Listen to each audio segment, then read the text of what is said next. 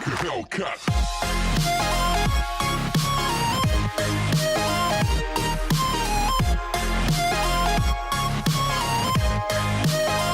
What's up, guys, and welcome to the Breakdown Automotive. Today we're going to be talking about 7 things that I hate about this BMW 4 Series, which has to be one of the worst daily drivers I've ever had, but one of the best sports cars I've ever experienced. So the one thing I hate most about the BMW 4 Series, this is a 2014 428i, is the suspension. It is absolutely jarring. With every little pebble that you drive over, you feel like you're about to fly through the roof of the car because the suspension is just that firm.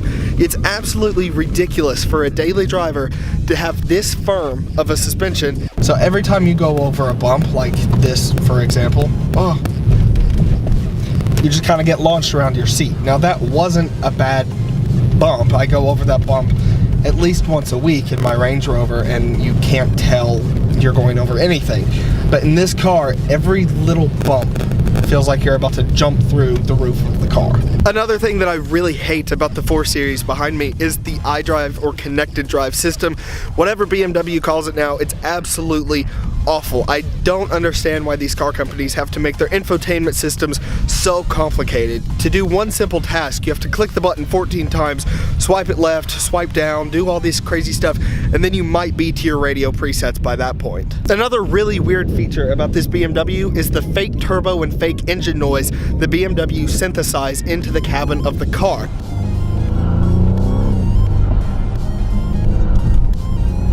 Now I understand why they did this. They went from a 6-cylinder to the inline 4, and it doesn't sound that great as just a stock engine. However, every now and then when you're just driving through town normally in Eco Pro or Comfort, the car just starts randomly going pew, pew, and we'll get some clips to show you what that's like, but it's the weirdest experience in the world when you're driving through downtown and all you can hear inside the cabin is pew, pew. Now, one of the most ridiculous things about the BMW 4 Series is the fact that at the time when it came out, it was one of the cheaper BMWs you could buy. I believe at the time it was the 3rd or 4th cheapest BMW series you could buy. However, the maintenance costs matched those of the 7 Series, which is insane when you consider the fact that this is something that most people would buy to drive on a daily basis, like we did. What makes no sense about that to me is the fact that you're always kind of paying more than you should be for a daily driver for simple things like an oil change or new filters or something such as that. But where it really gets you is when something breaks and you're paying the exuberant labor charges that BMW and even independent mechanics charge to replace something that's really pretty simple, but because it's a BMW, no average consumer can access the part in the car that you're trying to get to. Another thing that I absolutely hate about the BMW 428i is the seatbelt positioning and how it moves out every time you sit down in the car. Now I understand why they did this. It's the coupe and they have to put the seatbelt a little further back because of the pillars in the car, but there was a better way to do it. In the previous generation BMW coupes, they had them built into the seat. I still think this is a much more effective way to do it because now it barely works half the time and you still have to end up reaching all the way back behind you to get the seatbelt because they bend over time and scrunch up. Another thing that's absolutely ridiculous about this BMW is for a daily driver, in the 3 Series it's the same way, there is no convenient place to put stuff.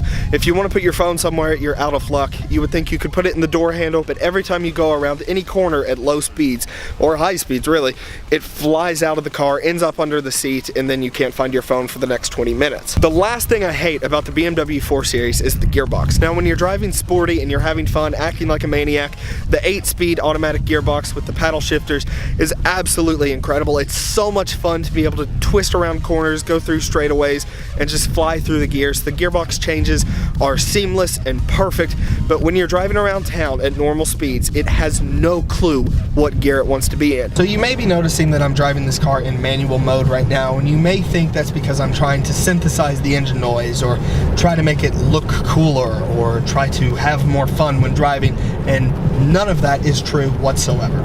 The thing that I hate about this car is when you're driving through town in Comfort or Eco Pro mode, it has no idea what gear it wants to be in. So I figure that if I drive it in manual sport mode, I can pick the gear that I want to be in. The thing that I don't understand about this car is it has the ZF 8-speed automatic transmission, which is one beautiful transmission. If you drive the new Range Rover Sport, it is absolutely seamless. And in this car, the shifting is seamless.